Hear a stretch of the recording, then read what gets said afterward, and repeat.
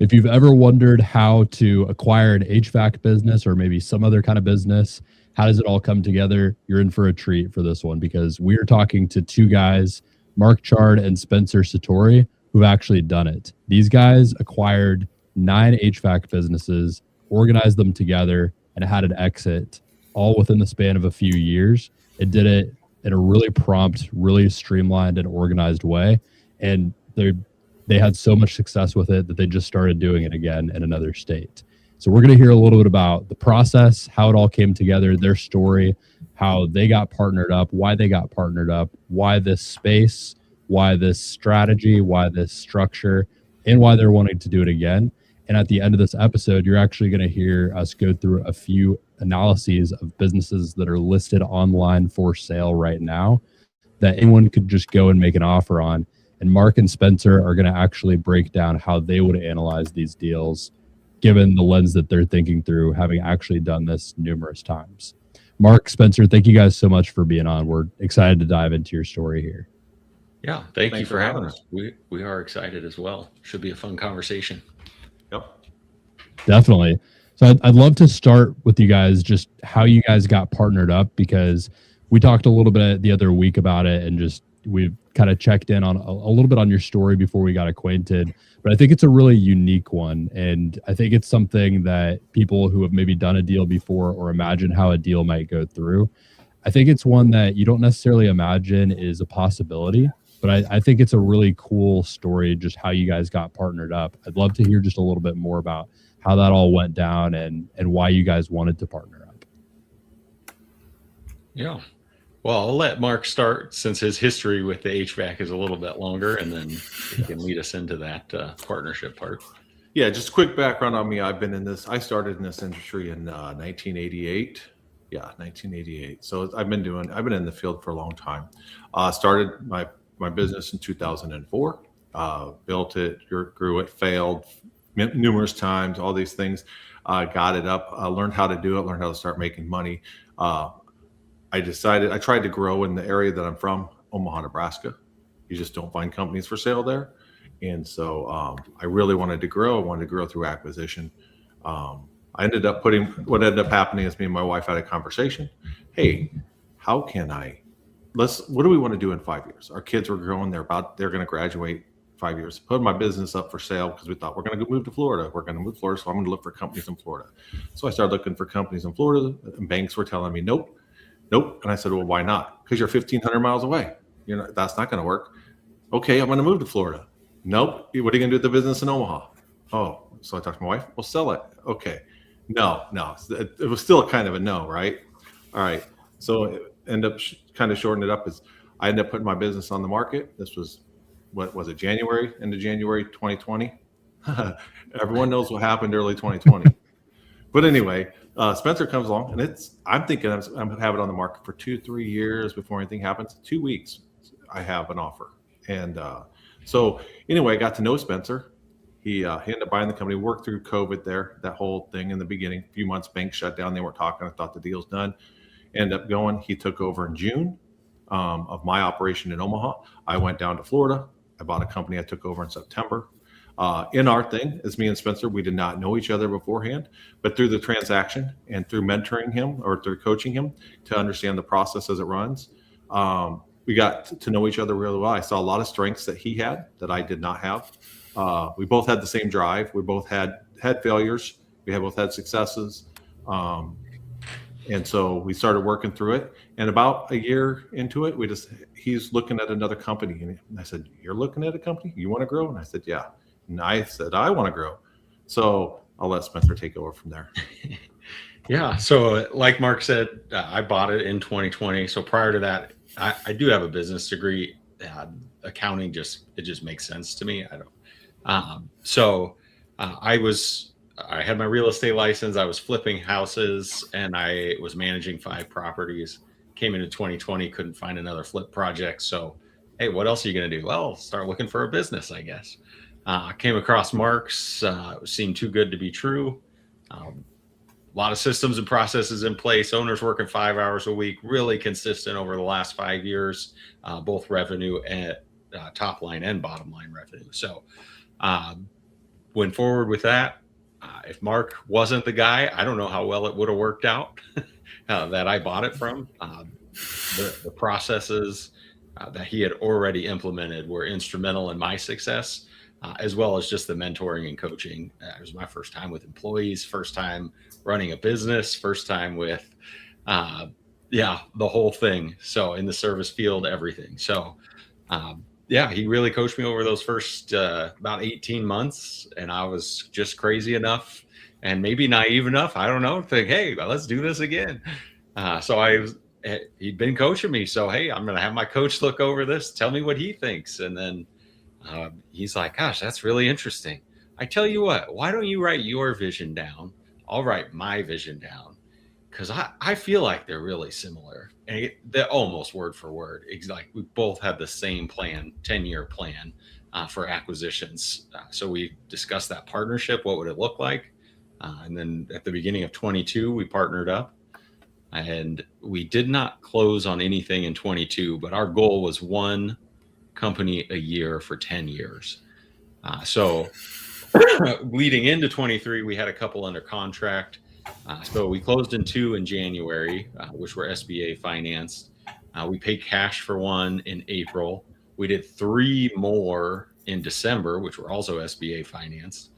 And then leading into 2023, we started doing plumbing at one of our locations. And then we also opened a location in Lakeland from nothing.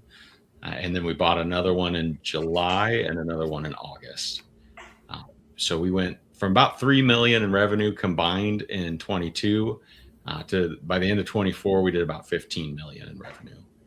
So it was a very rapid growth through those acquisitions. And then got approached by private equity. It wasn't really our intention to sell, but we really were beating our head on that $15 million wall. We came up with a plan to get over it, implementing things like EOS, the traction, those sorts of things. But we were going to be where we were for at least a year while we put the leadership and those leadership processes in place.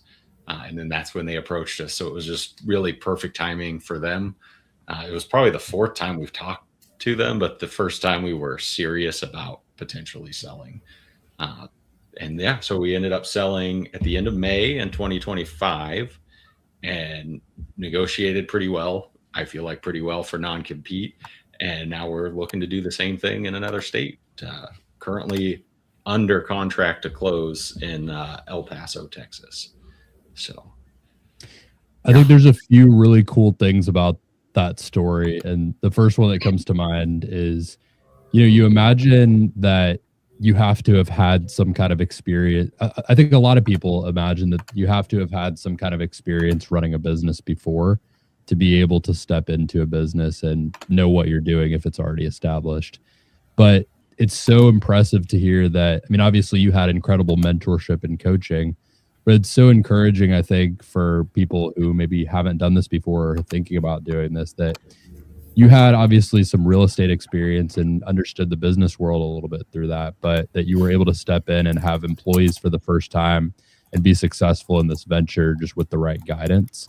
I think another thing that's really interesting is I think a lot of people imagine, maybe even people who have been through a transaction before, imagine that you're going to get to the other side of it and then it's going to be, you shake hands and say, see you later. But I think it's so cool that you guys ended up coming back to this partnership and just had that same kind of vision.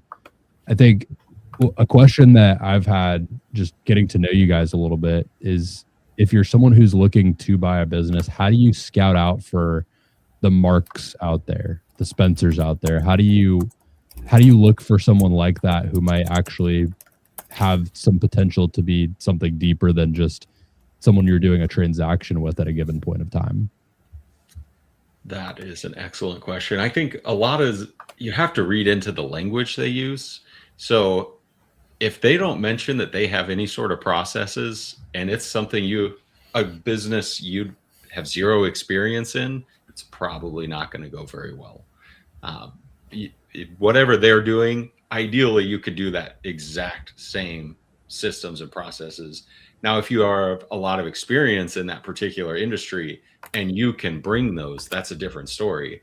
Where obviously Mark and I are bringing our systems and processes now to acquisitions. Had I not had that in place, it would have been a lot harder. Anytime you're looking at it, I mean, it was one of those like success overnight, but it took 15 years, right? So reading, learning prior, I mean, I have management experience in my past.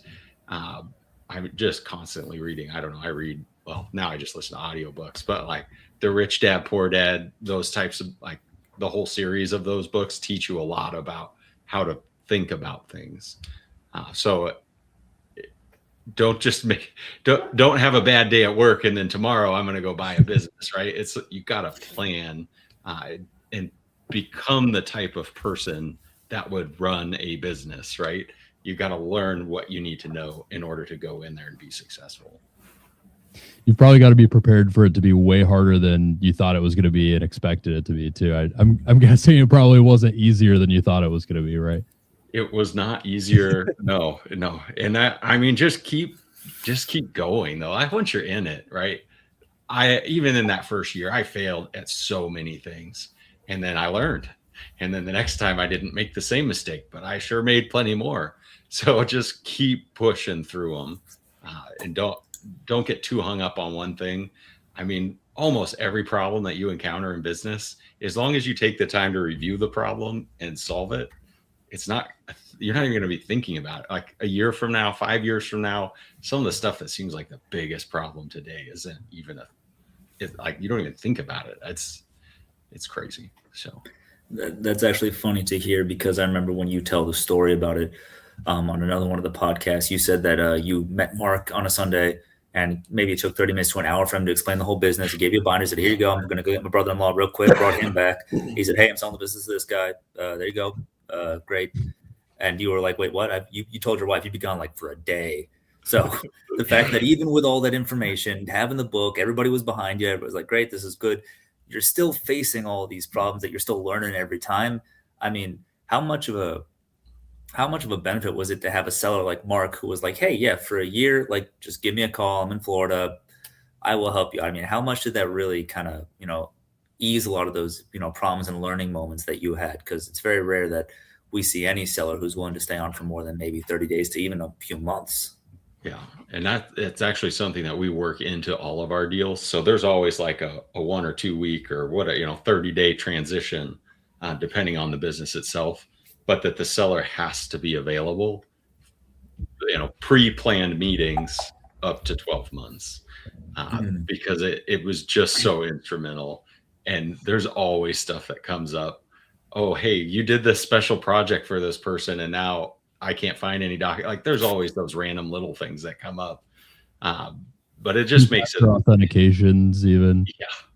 Yeah. Or, hey, you didn't pull this permit, like whatever, just those little things, they come up, they happen. And it makes it so much easier. The other thing I'd say, when you're in business alone, without a partner, it does get lonely at the top. So sometimes you just need to vent. Like, what the right answer is.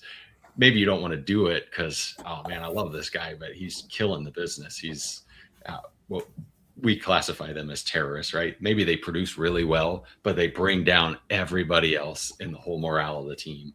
And it's like, but he does well. I kind of like the guy, but I gotta, and you know what you got to do. But sometimes it's a lot easier to just call somebody and say, man, this guy, all this stuff, I don't know. What do you think? Well, you know what you should do. Yeah, I better get rid of him. Okay. Right? But you can't go to your other employees and talk like that. So no. Yep. That is, and one thing when people look at this stuff, and processes are important. And the thing I give Spencer credit for is he came into this industry and he didn't know anything about it. He had the guts to do that. Like, I was so impressed by that when he did that. I'm like, oh my God. Oh, wait. And then I asked him, have you ever had any employees? He said, no. I said, oh, you're never going to sleep again the same, man. You're never going to sleep again the same. And it's still true today. You have employees, you just don't sleep the same. And It was awesome. I mean, I enjoyed it because I still enjoyed what I was doing. It's not like I quit to get out. Like the companies we buy, these owners are burned out, so they're done. They are ready to be gone. They'll be gone tomorrow. In fact, one of the companies we bought, the owner didn't even show up on the handoff in front of his employees. Very true. We were like, where is he? And it was really weird, but hey, we made it work. It was actually turned out to be pretty good, pretty valuable acquisition. It was a cheaper one. It was one he was dying to get out. He was basically, I got to get out by tomorrow, you know. So it was like one of those cash deals. But when we went to go talk to the employees, he wasn't even there. He didn't show up. And they wouldn't answer his phone or nothing. We're like, okay, all right, man. So yeah, it's a lot, but as long as there's, like Spencer said, if you're looking at an HVAC company, make sure they have processes. If you don't know what they are, make sure you know someone in the industry that can tell you if they have them. Because when we buy companies, right, when we look at companies to buy, we already have it. We're pretty gutsy. I'm walking in one day we're pulling the Band-Aid off immediately. I've just seen it too many times. Even when I went to Florida, I took too long to pull the Band-Aid off. I wanted to make changes. I knew what was working. I tried to give everyone the benefit of the doubt. Oh, Mr. Nice Guy. Didn't work. End up everyone gone, right? Start over, get new guys. And then it took off. And so, but not everyone can do that. When I tell people that, they're like, I can't imagine letting everyone go or having everyone leave in the first week. I know, because you just don't have a process that you trust. Once you learn a process, you can do this. And when you've done this 9 times going on a 10th acquisition, you can do it. It's because you already know the outcome.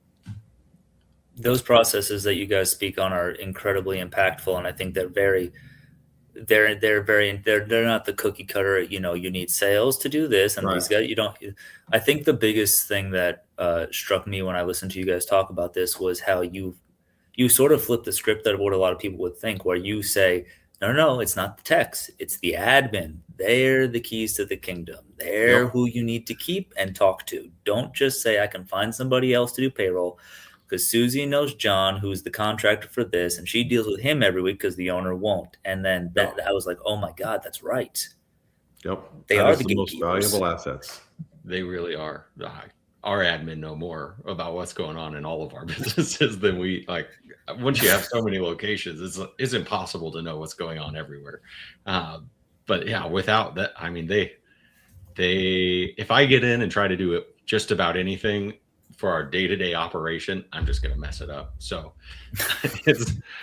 there's a process, you know, locally here in Omaha. Corey knows what to do, right? So why would I jump in and mess that up? And that's the same in most, especially in the service industry. Most all companies operate that same way, where the admin knows how to do most things better than the owner. Now, talking about the deal structure for that first deal a little bit, Spencer, it sounds like, Mark, obviously you had the background of having sold the business, and I think that probably gave you kind of a launch pad to acquire the next. Spencer, you had the background of doing these real estate deals. How does your background factor into what you're able to attain when it comes to buying a business, whether you're going the SBA route, maybe structuring it differently? How important is that, and what should someone have to have in place or be thinking about or be partnering with to actually be able to acquire a business maybe for the first time? I would say a lot of it is painting the picture. So what your background is doesn't matter as much as being able to put a strong argument together for, this is my background and this is why it's going to make me successful when I buy this business. So there's a lot of avenues that you could make a good argument. So it's really just about painting the picture for the bank.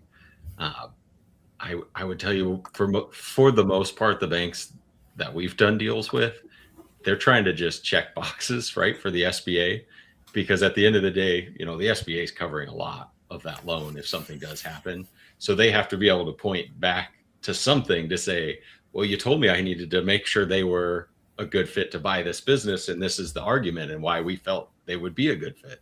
So once you know that, I feel like it's much easier to just, I gotta find a way to paint the picture and let them see my vision. So I think that's a really interesting and encouraging part of it too, because I mean, at the end of the day, everyone's got to start somewhere. If you've got millions of dollars sitting around, you can walk into any bank and they'll gladly write you the check because you can probably collateralize the whole thing. For the little guy who's just trying to get his first deal done, it's not so simple. I think it's really encouraging to hear that if you find the right angle and you find the right business, the business can kind of speak for itself and the story can speak for itself. Have you guys found, just kind of like a personal curiosity, I guess, have you guys found that some of the bigger, louder banks with the bigger names in the space tend to be a little bit more difficult to get deals done with? Because I personally feel like I've found that sometimes the smaller banks that aren't the biggest name in the space, but are maybe a little bit more flexible, a little bit more interested in getting a deal done, I've kind of found that those tend to be a little bit better. That is a great question. I feel like I'm say answering they all all. Mark, if you wanted to. Well, you're the one that deals with the banks all the time. But my thing is with the banks is, yes, like the bank that he used to buy my company was a smaller bank. We use a bigger bank now. You just keep going. You're going to be told no a lot. We've been told no a lot. Nope, not going to work, whatever the reason. And every bank that offer is different. When I went down to Florida and I bought that company, I had, I think, ended up with 3 or 4 different offers from banks, and all of them were different. All of them, how much they were going to finance, what the terms were, everything. They were all different. So you do have to decipher those out. Just because one bank gives you this offer does not mean that's the only offer you'll get. But you also, and there's so many, and some are faster and slower. So you have to pay attention to all that. But it is a pain in the butt to go through. So yes and no. I mean, we've seen both. We're a smaller bank and a bigger bank has done the deal for us. The real thing is every bank, whether they're big or small, has a different appetite. So there's certain things that they like and certain things they don't like. So some of those bigger banks, they don't like lending to service in the service industry, right? So they'll find any reason to say no. Where some of them, hey, we love this stuff. So they'll find more reasons to say yes. And it doesn't matter if they're a small bank or a large bank. I mean, I had a lot of success going to the smaller ones. When I was doing it, though, it was COVID. So all the big banks were like, we're doing PPP loans. We're not helping you. Sorry. Yeah. So, I mean, that was just one of those obstacles. I think I went through at least 15 that were just like, we're not even looking at them. So, and then I probably went through another 5 that said, no, we don't like it. So, I mean, just keep going. Somebody's going to do it. I mean, somewhere out there's a bank that needs to loan out some money today, right? I mean, that's what they're in business to do. So somebody will do it. You just keep getting no's until, you're going to find that one. So I think that's a great way to think of it. And I think one piece of feedback I've heard from a lot of people, and something I've thought before, and something that I'm like slowly kind of finding is not the case, talking to people like you guys and talking to banks, is I used to think that, the process is the process. The requirements of the SBA are the requirements of the SBA. And that's just how it is. And any bank will just do it. But at the end of the day, it really is it's an individualized decision for each and every one of them based on what they want to prioritize.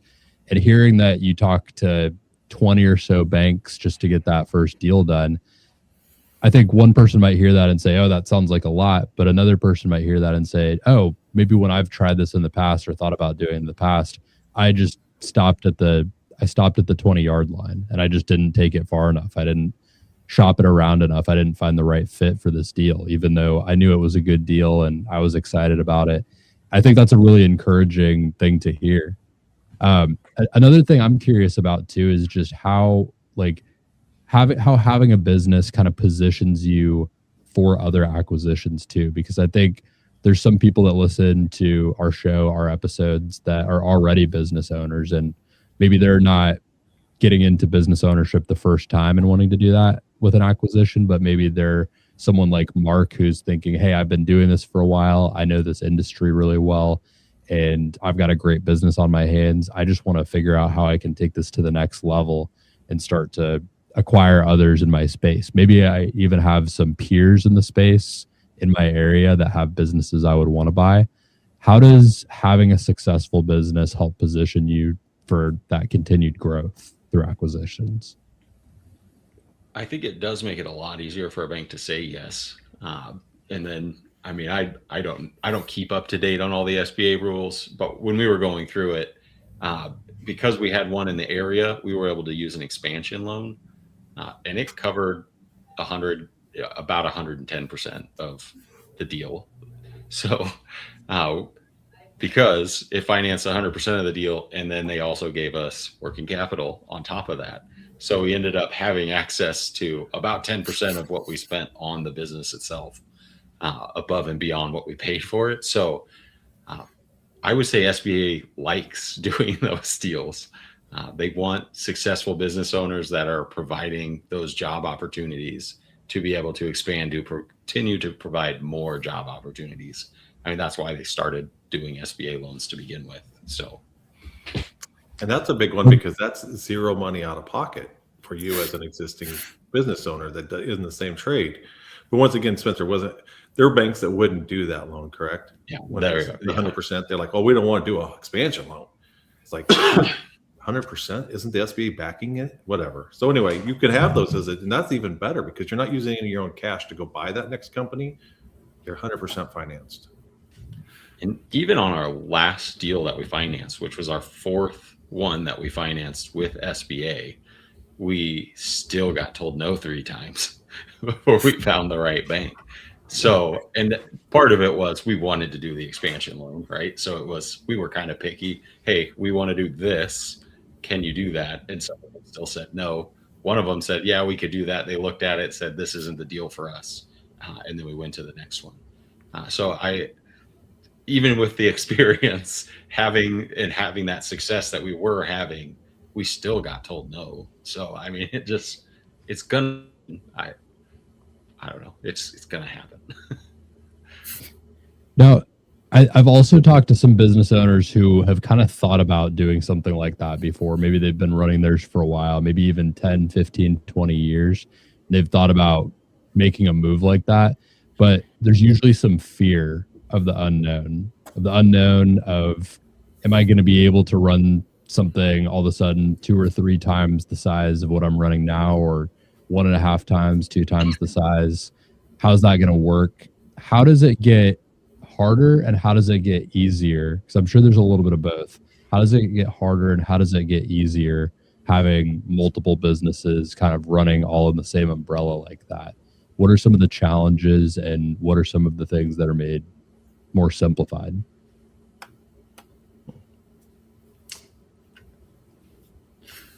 Good question.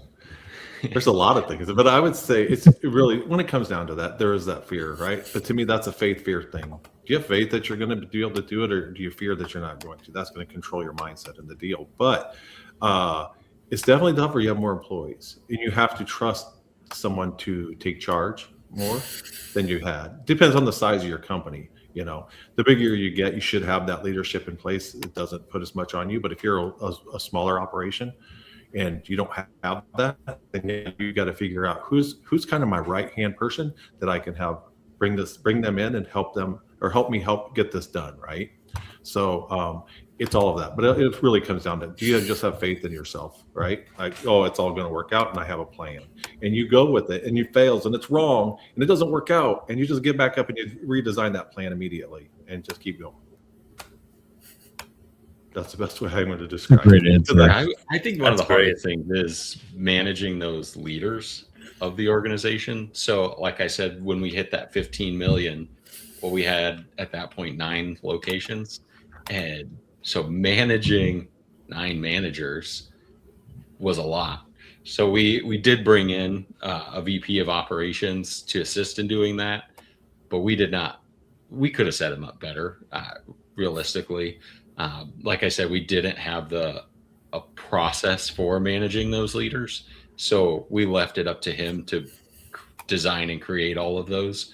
And I would never say he didn't succeed, because we obviously had a lot of success, but I think that was still preventing us from continuing the expansion that we were experiencing, was because we didn't set him up to succeed in that. He had to focus on what are we doing now, instead of how do we continue to grow.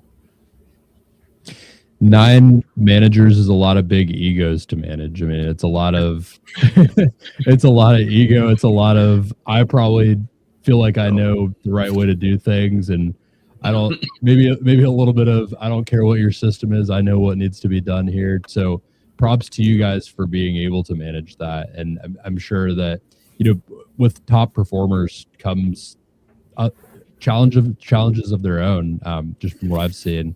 And I think it's just a really interesting thing how business works, because it seems like you get to bigger levels and you just face different kinds of challenges. The problems just change.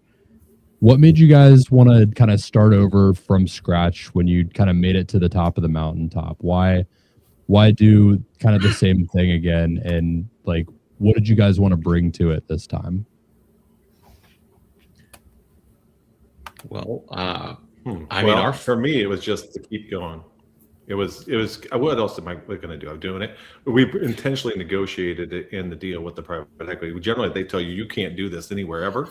And we said, no, that's not going to fly, because I don't know what else I would do, right? I've done this my whole life. And so we're like, that's not going to fly. If you want this business, this is going to be the deal. And they agreed to it. They're like, okay, you can go all these other places. Just stay out of Florida, stay out of the Southeast. You have a selected states, and anywhere else get our permission, which they've given us permission anytime we ask about companies. They're like, yep, no problem. But it's just keep going, because otherwise, I mean, yeah, I'm 55. I'm not old, but I'm not young, but I still enjoy it. I've been doing it my whole life. And as long as I have the energy to do it, I'm going to keep doing it. So that's from my aspect. Yeah. And it's funny because Mark and I, like I said, our visions just line up. So what else are you going to do? I mean, right. So that, and then our 5-year plan, one of our 5-year goals is to create 10 millionaires. So with some of our leadership team, we're looking at like profit sharing types of deals to help bring them along. And we're putting a lot more pressure on them to take on a lot more of that responsibility, obviously, in order to earn it. And so we can grow faster and far beyond what we did last time. So that, to me, that's pretty exciting. I don't know. Obviously, we made a lot of money from that last deal. We could have just hung up our hat and played defense the rest of our lives. But that, I mean, we did it for like 3 months. I was bored. So. So transitioning into that goal that you have, which is a really big, really exciting goal. And I think something that's so compelling about it is that it's focused on benefiting others and uplifting others. And I think often people make these goals that are very self-absorbed and self-centered because they're just trying to reach something that is exciting for themselves. But when you guys told me that for the first time, that really stuck out to me. And it made me think about just how compelling that is for someone who might want to come kind of get on the rocket ship with you guys. Because, I mean, I would imagine that it's a pretty exciting proposition just to come join something where you know that there's going to be a lot of forward motion. You know that people are really trying to move fast and putting a lot of energy, effort, and resources behind something. What is kind of the conversation? What does the conversation look like when someone is talking to you guys and you think they might be able to be one of these leaders, one of these people that could be part of that plan that you have to make 10 millionaires? Well, a lot of it we had pre-planned. So we have hired quite a few of these people to help in that, as we call them, our acquisition team. But a big thing is drive. So I want to create 10 millionaires, but I can't want it more than you, right? So it's the same thing as Mark and I, like, we got to have the same vision. So if I know that your vision is, hey, let's blow this thing up and let's all, enjoy the spoils of the effort that we put in. I don't want to hear about you had to work 50 hours this week over the 40 that you were hoping to do. Like, I don't want to hear about that stuff. Like, we're all pushing for the same goal. And on the flip side of that, I can't make every decision. Mark can't make every decision. Like, you know what the vision and the goal is. You know what our annual goal is. You know what our quarterly goals are. you have to be able to make those decisions for the team in order to achieve those goals. So, and that was the biggest, I guess, bottleneck that we had when we got to that 15 million, is so many decisions had to go through Mark and I that it just came impossible to get beyond that. That's all I was doing all day was problem solving.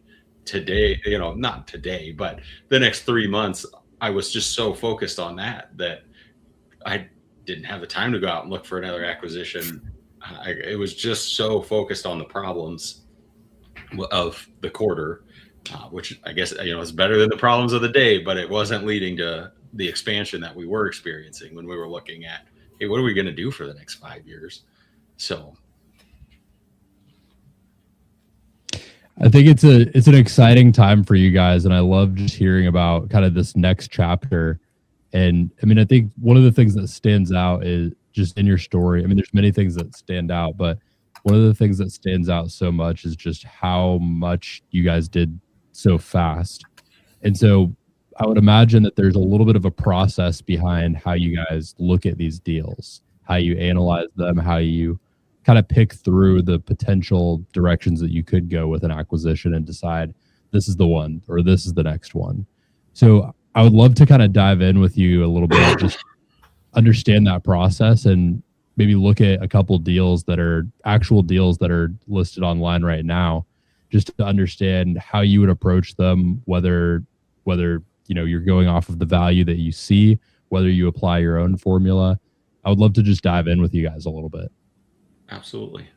Yeah, as you're pulling those up, one thing I'll tell you, before I bought Mark's, I did look over. I mean, I went online and filled out NDAs. It had to be at least 20 different companies. So just getting comfortable in that process is really a big step towards getting it. So, I mean, if it's something you're looking at, hey, I think I want to start getting into this. I mean, you can see here, biz, buy, sell, go on there. Just pick 5 random companies you think, oh, this looks interesting. I don't know anything about it. And just fill out the contact stuff and go through and fill that NDA, get familiar with how the process works. Even go as far to take a few phone calls with the sellers, because when you find that deal that you're like, oh, this is awesome. I love everything about it. I love this industry. And then you get on the phone and you sound silly because you're so nervous, right? You get on with that seller and you have that initial contact and you're like, I don't even know what to ask. So here I am. I like it. I don't know. So just get yourself familiar with the process, because it all works pretty much the same. You fill this out, you get the NDA from the broker, right? You have an initial conversation with the broker, and then you're setting up generally like a 1-hour conversation with the seller to see if it's a good fit for both sides. And remember, you're judging them, but they're also judging you. They want to know, a lot of these guys, they spent their whole lives building these businesses, and they want to know, is this a good fit to hand my baby off to? And are they going to stick through the process is what they're trying to determine. And so being able to have an intelligent conversation with that seller is going to set you off on the right foot and start to build that bond, because it is a process for both sides. Selling is, in my opinion, harder than buying a business. So they want to know you're going to stick it out, but you also want to know, are they really serious about selling, or they had a bad quarter, so they decided to list their business. And if the business turns around, they're not going to sell it to you anymore. And now you've just wasted all your time. So get familiar with the process. It'll help you out tremendously as you start to go through it with that one that you really like.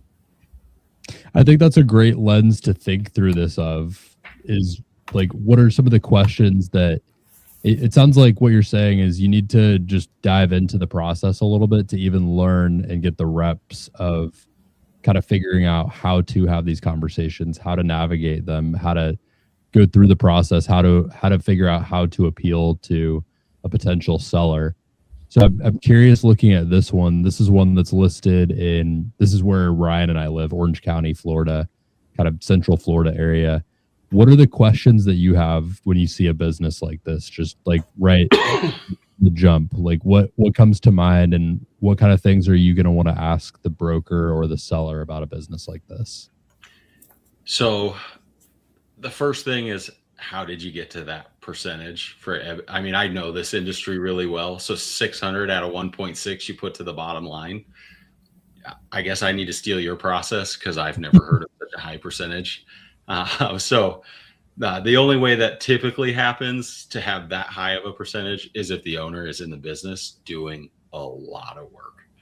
So they're the lead installer and the lead tech in the industry, in the business. They're doing most of the sales and most of the installs.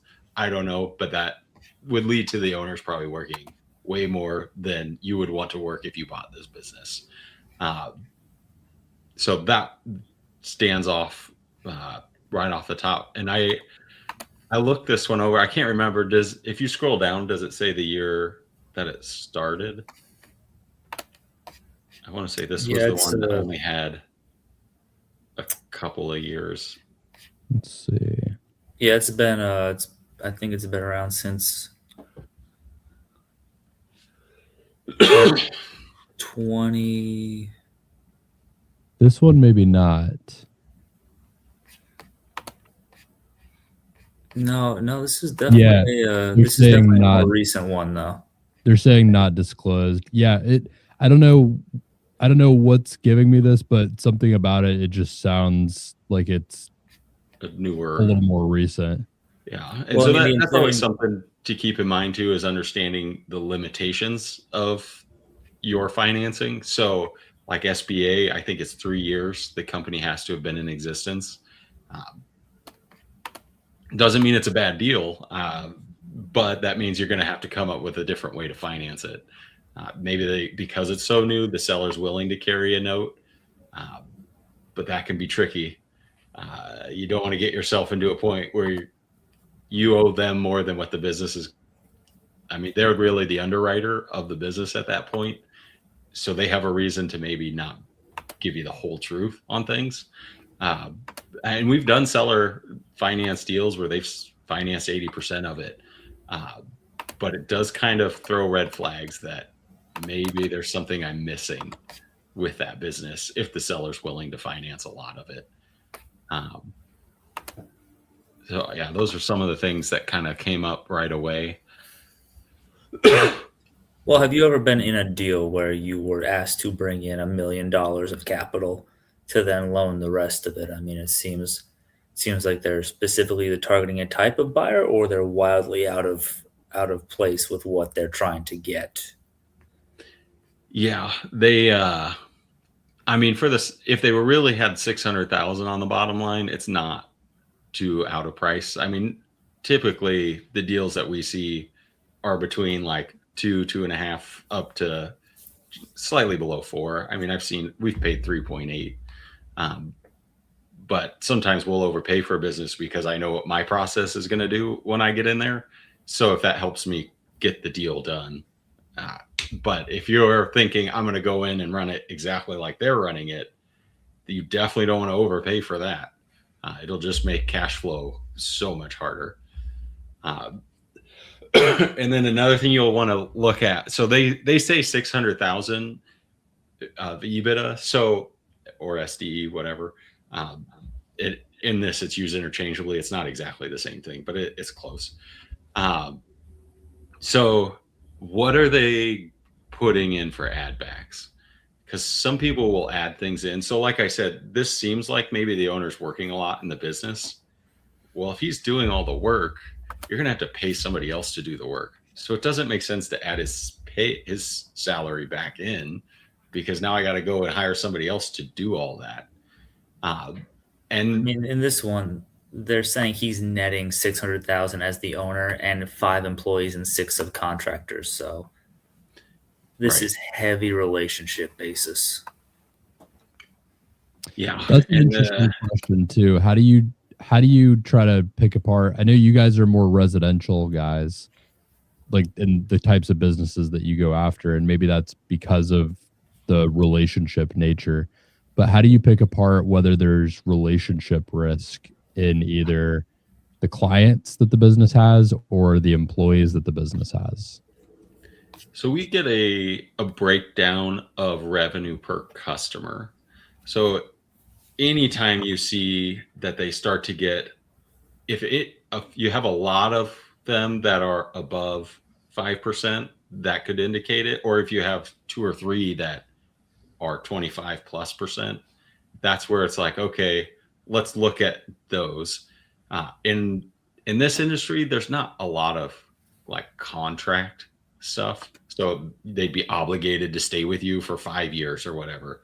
That's not normal in the HVAC world, unless you get into super heavy industrial stuff, which we don't do any of that stuff. But so in a different type of business, I'd want to see if they have those contracts where they maybe with government entities or whatever that is going to indicate that they'd stay with me. But for the most part, we don't do a lot of the commercial. So if you have a lot of, if everybody's under that 5%, it's okay if you lose a couple, right? I mean, you're going to expect that, and then you just have to get past it. So anytime you take it over, you really got to dive in. And if they have some heavy concentration on just a few, that's what's going to indicate they have those, and you have to be able to maintain those. And I'm not saying don't do it, just protect yourself, right? Just talk to your attorney about, hey, what kind of language should we add in here to make sure that if these customers leave, that maybe it lowers the purchase price or something that's going to help protect you if you lose those key customers. And by the same token, I think that's a really good way to look at it. And I'm curious too about the kind of the other side of the coin, which is the internal staff. Because earlier in the conversation, I know we were talking about how irreplaceable it can be to have a great admin team in place. And sometimes that's one of the more valuable parts of the business that you're acquiring, that kind of inside knowledge of the way that it's working and the way that things need to continue to work. When you guys step into these new businesses, how do you be that new face of leadership that compels this team that was previously looking to someone else, maybe even for a long time, maybe 5, 10, 15 plus years even sometimes? How do you be that new face of leadership that they can look towards and be confident in their livelihood? Because it's a big thing, right? I think it was Mark earlier that mentioned when you have business or when you have employees for the first time, you're just not going to sleep as well, because at the end of the day, you have people's livelihoods depending on you, right? It's a big deal. It's something that any rational person should not take lightly and should take very seriously. So I think people get nervous when there's transition in a business. Sometimes people get excited, I think, but a lot of times people get nervous because this maybe has been their livelihood for years and years, and there could be uncertainty about the future. How do you step into those situations and just kind of be that rock for them? Yeah, that is a great question. So I think I keep kind of harping on the same thing, but it's really laying out your vision, right? So if you got to help them look past today, because there is a lot of anxiety that comes with, like, do I still have a job? Are you going to mess with my pay? Am I going to still have work? What's happening? So laying out like, this is our plan moving forward. And it's a 5-year plan, or it's a 3-year plan, or whatever it is, to try to help them look past today and inviting them into that vision. So there's two sides of that. So there's that, I want to make sure that they're comfortable and they want to stay, but I also want to make sure that they're a good fit to stay. So you don't want to force it on them to say, hey, this is what we're doing. Now, obviously, we put our systems and processes in place on day one. So, so we lay out, this is what we're going to do, and we invite them into what we're doing. So I guess to best answer it, other than that admin person, you have to go into it with, I could have to replace everybody, because the most important thing is the whole team aligns on the direction that company is going. And if they're not on board with you, it will eat the company alive trying to fight against those people that aren't heading in the same direction that you're heading. So you do want to ease their mind. You do want to invite them to join you on the journey, but they also have to take that step to come with you. So it's got to be two-sided. Yeah. And you, as the new owner, it's terrifying, but you also have to be okay with it. Like, some guys aren't a good fit, and you're going to have to be okay with it. And you're going to have to deal with it as it comes up. So you got to be prepared to do what it takes to replace someone if you have to as well. I mean, at the end of the day, buy a business, no one has any obligation unless you've got a really tight employment contract to stay with you and continue to work for you. They could pack up their things the next day and say, hey, you guys seem like great guys, but I like the other guy and I found this other opportunity and I want to go do that.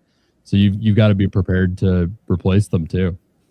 Right. And I mean, if you have that employee that's leading the organization and you like that company's vision and where they're heading already, and your plan is, I'm going to go in and run the systems and processes they have, those are things you want to find out in the due diligence period. And ideally you'll get to meet that employee and let that, like, especially if it's a leader of the organization. So like you mentioned, having those employment contracts can really help, but even just getting to meet with them, even if it's 2 days before, and get them to buy in, that's going to help you a lot to get the rest of that team to buy in. If they already know, oh, the guy that's been leading us is going to keep leading us, or girl, sorry. They're going to keep leading us and we're going to keep going down the same path we've been going down. You're far less likely to lose people, but everything you can uncover in that due diligence period is really going to help you to set yourself up for success when you take over. So I love it. I think it's a really safe bet if you can find the right business with that key person too, because there's continuity. There's continuity in leadership. And I mean, as it sounds like you guys saw, it's not so easy to lead many different businesses at once. So you have to have, it takes a village at that point. I've got another deal for us here to look at in Tampa, Florida. That is a little bit of a different structure. This one actually has some real estate involved. I don't know that they're listing any kind of numbers for the revenue and profit here. So this one's a little bit tough to look at, but this one, we kind of wanted to look at this one because I think it begs the question, what is the value of having real estate in a deal? Like if this one had good numbers and it made sense for the asking price, they're quoting about 970 in gross revenue. So my guess would be, I don't know what you would see on average here, maybe a couple $100,000 a year, couple to a few $100,000 a year in profit for a business running that way. What is the value of that 850 in real estate? And is that something that you guys want to see in a deal? Is it something you don't want to see in a deal? Does it complicate it? Does it help it? How does that factor in with a plan like yours? Yeah. So a lot of it, the real estate, it just depends on, a lot of it can depend on your industry. So an example, if you're buying a daycare and you can buy the real estate with it, it's going to be really important that you have that real estate so you don't end up getting kicked out of there in the future, right? In our industry, it doesn't really matter where your office is. You can be anywhere and do it. Customers never come to our office. So for us, it's not as important to get the real estate. Personally, I like it just because that's my background. So I like the investment aspect of it and the potential. It worked out well. We had a couple of places that we bought in Florida, and then after selling, now we're just renting them to that same private equity group that bought us. So it's been working out great. In this deal, it's interesting because sometimes it says the real estate's included and sometimes it says it's separate. It looks like in this deal, it's the same. So if you're paying $850 for the real estate, you're only paying $30 or $350 for the business, which would tell me it's probably not doing that much. I would say $50 to $100 probably, and they're trying to sweeten it by also adding the real estate. So that it's always stuff you got to look at. I do like that this business has been around since '95, so they have customers, right? We have bought a deal that wasn't on software, and they had paper everything. They had 15,000 customers in paper files, which turns out fit into about 25 filing cabinets. So I highly recommend against getting somebody who is not on some sort of software where you actually have a documented list of the customers, addresses, phone numbers, and at least the last time you were there. So I don't remember all of the specifics of this one. So that would be something I would want to know is, are you on software?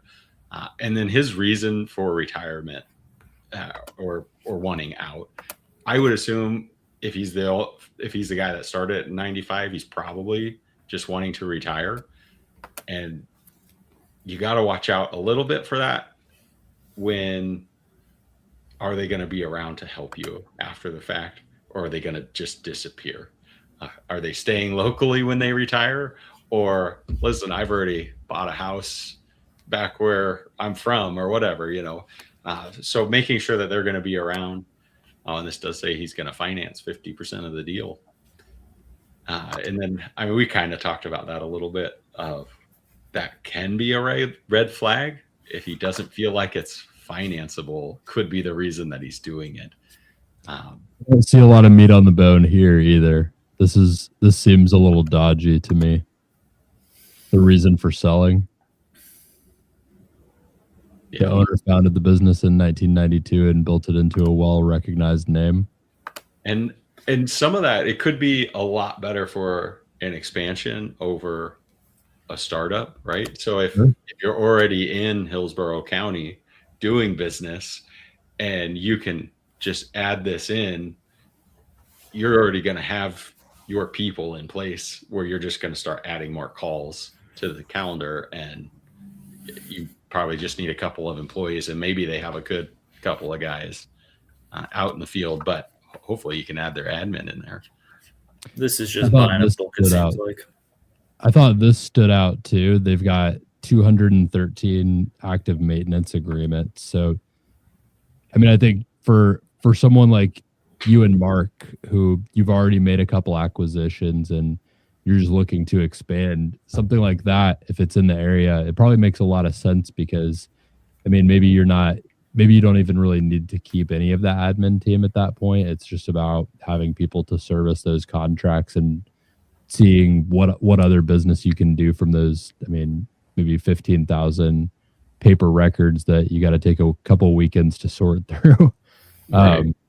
But I think that's a good call. I think one thing that I'm kind of getting from the comparison that you're making across a few of these is it sounds like with the first one, you really want to make sure the bones are there, but that becomes less and less important. It's still important always, but it sounds like it becomes less and less important the bigger you get as a fish, and the more you can just take that swing and know what to do anyway.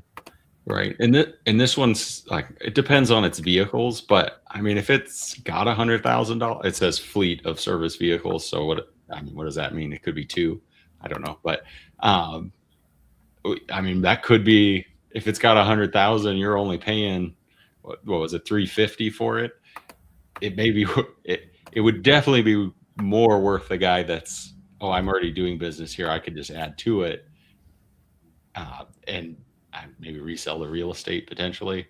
So I don't know. I wouldn't shy away from looking at it, but you've already heard me talk about, I'll just look at all of them. It's fill the NDA out. If what you see here is such a small glimpse of the information that you get when you go through the process of filling the NDAs out and getting to see the sim and or whatever that broker wants to call it. What is the number one thing on that note? And I've got one more deal for us to look at here that I'll pull up. But what is usually the number one thing that is not present on the surface level on these listings, or maybe even on the sim sometimes, that you usually have to kind of pick apart a little bit more as you get into these deals and try to figure out? The number one thing that's not present.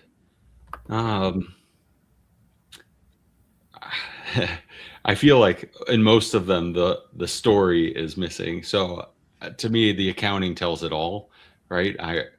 Yeah, you said, like the first one, you say you're making 600,000, but where's that really coming from? I mean, I diving in to look at the accounting, we look at the gross margin. You can get a feel for how are they pricing things. Are they in line? Are they high or low for the market? And then do they have any wasted overhead things that you could potentially save on after the fact of, hey, well, I already have this, especially if I'm adding it on, right? I already do this with this other company. I don't need to do both. That's going to save me money there. But also, you always have to keep in mind the business is only worth what it's doing. It's not worth what you can do with it.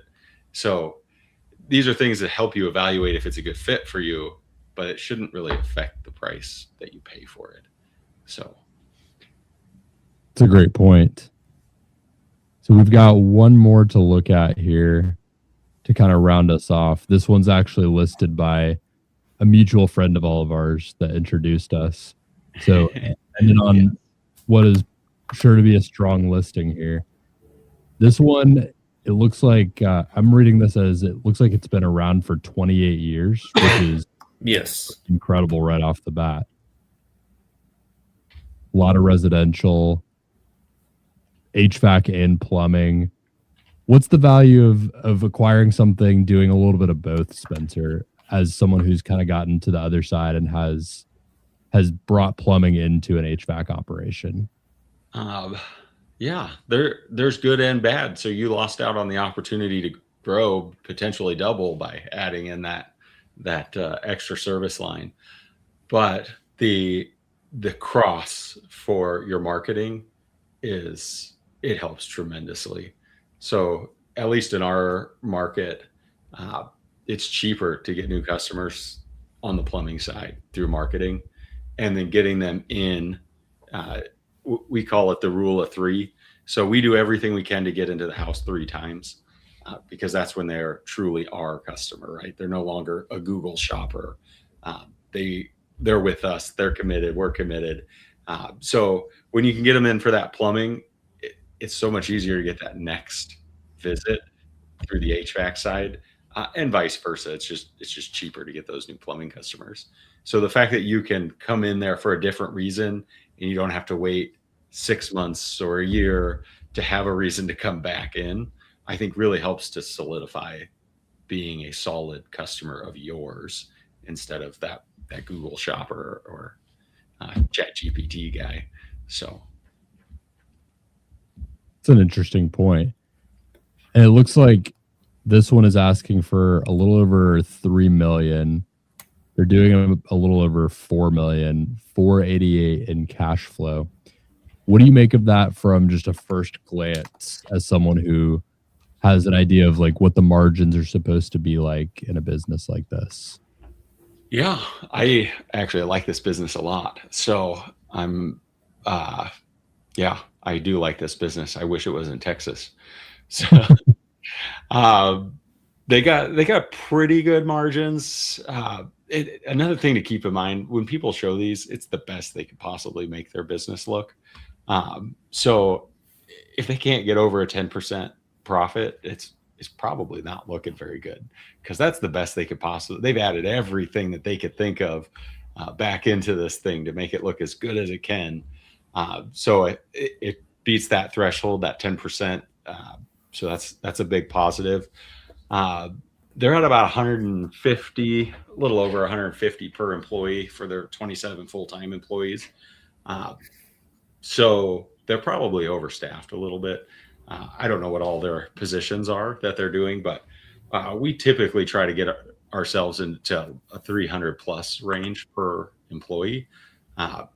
So that means there's room without adding to your labor costs to grow, or potentially there's some that aren't filling their side of it on the production end.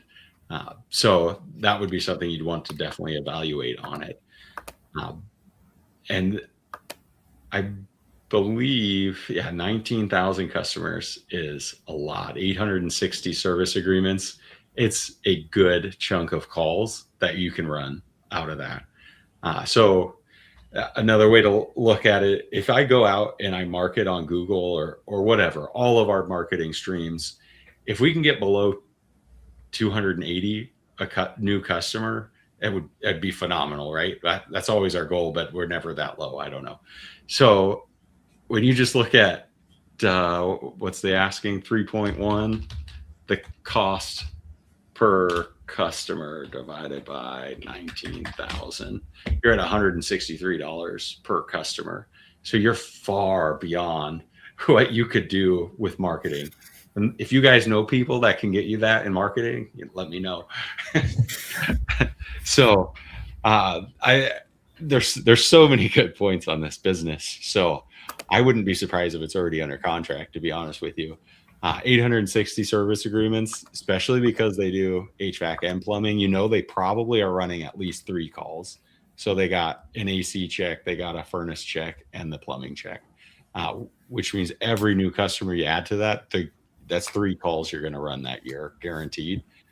Another great part of having both. This is a great business. It really is. I love the way you're thinking of it, just in terms of the asking price itself being just one big customer acquisition cost, because I wouldn't have necessarily thought to think of it that way, but it truly is. I mean, it's, especially if you get to the point that you guys are at, and you're comparing it to what is probably a very normalized number. I'm sure you guys are spending a lot across, especially at that peak when you were running the $15 million a year collection of businesses. I can only imagine what the per month marketing amount that you guys were running across all of them was. So that probably is a very battle tested number that you're throwing out there. That 280, I think it was. Yep. Probably very normalized across a lot of spend, a lot of customers. So to be able to get this many for that much under, it becomes a better value proposition. And then at the same time, maybe you're getting some assets and some great talent with it. Right. Which, then on the downside, the 2 locations can make it a lot more difficult. So you're going to have a lot of logistic problems. So when you close and they're not in the same spot, I mean, you heard from our story, like in January, we closed on 2, and it was tough. I mean, we had to be over here and over there for day 1. So it's okay. Do I go to one? Do you go to one and do it? Or do we try to bring people in on a weekend? So then we take over Monday and we're at the other location. So it can make it really difficult. Or can we make everybody drive somewhere? But you can't tell the employees, right, until the deal's done and you're there to make that announcement. So they're going to have a ton of questions if you say, hey, by the way, Monday, we're going to need you to meet over at this other city, at this other place. Maybe that's something they do quite a bit anyways. I don't know exactly how close these 2 are. Obviously, they're bordering states, but that doesn't mean that they're super close. It could be several hour drive. I have no idea. But so that would be a challenge. I mean, when we did it in that January, we told each other we're never buying 2 at the same time again. It was tremendously difficult, but then in December we bought 3, so I guess we didn't do 2 again. Any kind of final thoughts on this one in particular? It sounds like this is kind of like exactly what you want to look for, but any other thoughts on this one that come to mind? I mean, it is going to be a big SBA payment. When you're talking about 80% of 3.1, it's going to be a big payment. So it could be a shock. I mean, the first SBA loan I had, it was $9,333 a month. And to me, that was just mind-bogglingly large. But by the end, it was like we were paying almost $100,000 a month in loan payments. So then it became, it's just $93.33. That's nothing. So yeah, you just really got to dive in to the accounting of it and figure out how are you making 488 and can I sustain doing that, or potentially improve it. So I love that they don't have a lot of commercial work. Can be very profitable, but the delay in getting paid is always the problem. So if this was flipped in reverse and it was 96% commercial, that would really scare me, only having 488 in cash flow, because a lot of them, you may not get paid for 90 days on anything, right? By the time you go in and do the job, you got to pay the equipment, you got to pay the labor, you have to have a lot of working capital just to float you through the first 90 days. And that can be tough when you're only making, just above 10%. That's a lot of money that's already spent that you aren't making any in return for several months. So that's why I love residential, right? You get paid at the end of the job 99% of the time. So that cash flow is much easier. It sounds like, and I've been in commercial before, and it was brutal to grow fast for that exact reason.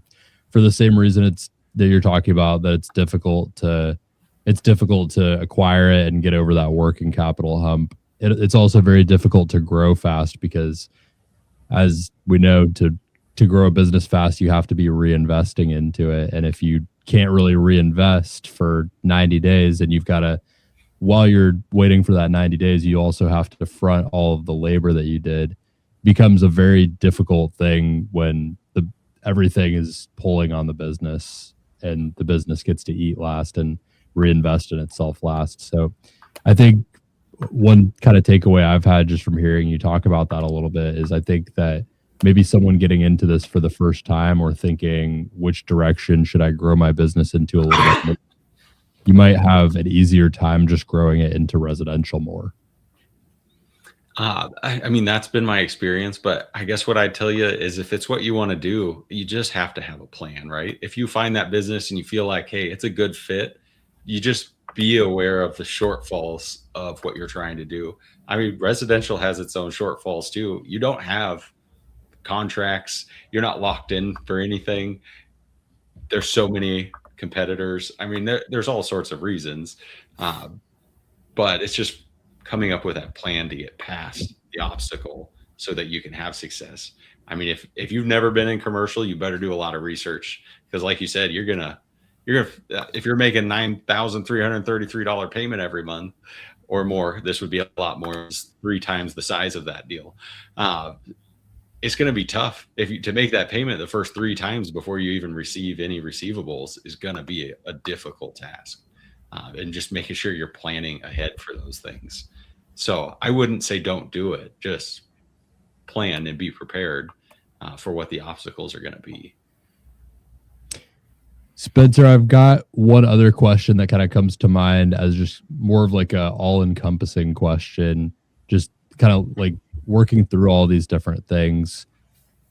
Obviously, you and Mark have been able to get to this point because of the background that you guys had. You mentioned what seemed like kind of overnight success was actually more 15, 20 plus years in the making. What are the qualities that you have to develop if someone wants to grow up and be you guys one day, and they want to make these major plays, and they want to try something this big and this ambitious? What are the qualities that they need to be working on developing, and who do they need to become to do something like this?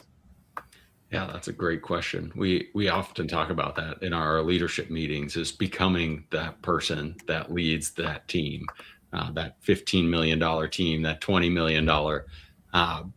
So I would tell you the biggest thing is you just can't stop learning. So you're going to fail. You're going to make mistakes. You just got to learn from the situation. And I mean, I'm constantly listening to different podcasts, constantly buying books. People mention it in a podcast, I just get on Audible and put it in my queue, so the next month I can download it. And so that's the biggest thing, is be a sponge. Like, you gotta constantly be learning to stay ahead of the game, and put yourself in the right situations. So you can learn from everything. Like I said, when you're going through and you're like, you know what, I really want to see what this is about. I really want to do this. Then start putting your feet in, right? Get on the biz buy sell. Just, hey, today, I don't even care what they are. I'm going to find 5 and I'm going to fill that form out and see what happens. And just start learning through the repetition, right? It's just like when you get up to bat. If you've never practiced batting and you go to stand up to bat, you're going to miss. It's okay. I mean, even the pros miss, 66% of the time they're not hitting nothing. So just put the work in before you get to the plate so you have the best chance of success when you're there. So it's not an individual quality, I guess. It's just love learning. I always try to better. So what would you say to anyone who might be listening to this and thinking, I really like what Spencer and Mark are doing, and maybe what they're doing is something I could get on board with and I could be part of? Maybe I'm in Texas. Maybe I have an HVAC background and Texas sounds like a fun place to go. Whatever it might be, what would you say to someone who is thinking about getting on board with you guys and being a part of what you guys are doing? Well, it's going to come off a little bit like a joke, but the first thing you got to do is talk to your spouse. So if my wife wasn't there supporting me and doing all of this, I never would have had the success. So get your spouse on board. Just like I talked about painting that picture for the bank, it's much easier to practice on your spouse because they're there every day, right? Oh, they didn't like yesterday's picture. I'm going to have to repaint it today. So practice selling that vision, that picture with your spouse. And then just take the leap, man. I mean, Mark talks about it all the time. He did mention it earlier, but that fear or faith, right? You just got to believe that you are the guy that's meant for that team, right? And I'm a God-fearing man, so that comes into it too. I believe that he gives you the tools to complete the tasks he wants you to do. And I mean, if it's something that's calling to you, you just got to trust. You got to have that faith. You got to have that faith in your spouse that he or she, mine's obviously my wife, is going to continue to support me through it. And there's going to be days that they don't support you. I mean, when you go through a month and you've lost a stupid amount of money, it's going to happen. And just continuing to sell that vision to your spouse, continue to get their buy-in and continue, to follow what you're being called to, whether you're a God person or not, just follow what you're being called to. That's what I give you the advice for. That's awesome. Where's the best place that if someone's trying to find you guys and maybe follow what you're doing, follow other podcasts that you guys are putting out, conversations you're having, content that you're sharing, or just keep tabs on you guys and try to learn from the journey a little bit? Where's the best place to find you and Mark? Yeah, I would start with our company website. So it's the apexcomfort.com. And then there's a link in there about the owners that'll take you. We are still actively doing quite a few podcasts. So those will continue to get added. And then they just redid our website here last week. So that part of it is still a work in progress. But it is all going to be up on there here in the next week or two. Is this the right one? What we're doing, that is the website, correct? So, yeah. I love it. Any final words for the audience here, just listening to some of these aspirational words? Yeah, I mean, obviously they're listening, right? So that's how they're listeners. So they're on the right track.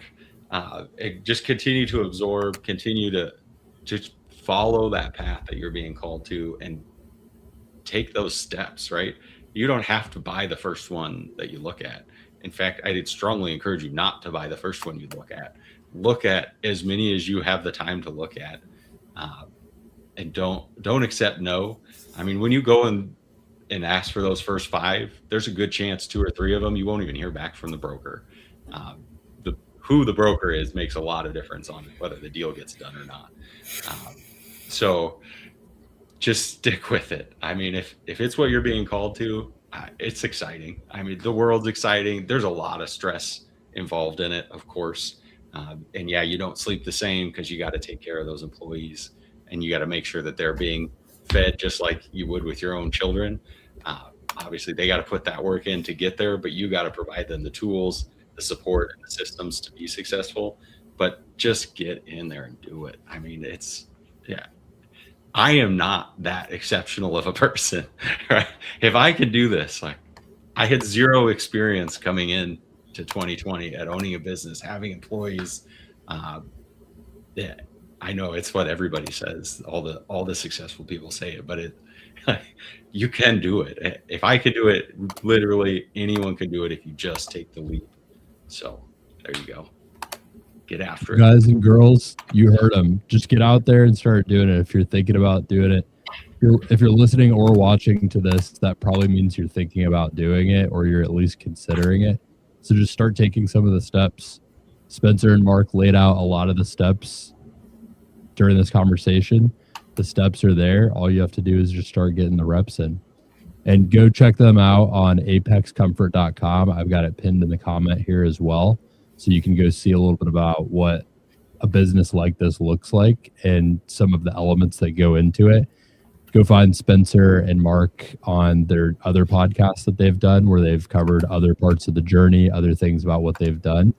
And Spencer, it's been such a pleasure having you guys on. Thank you so much for joining us. Thank you for inviting us on, man. It has been a fun conversation.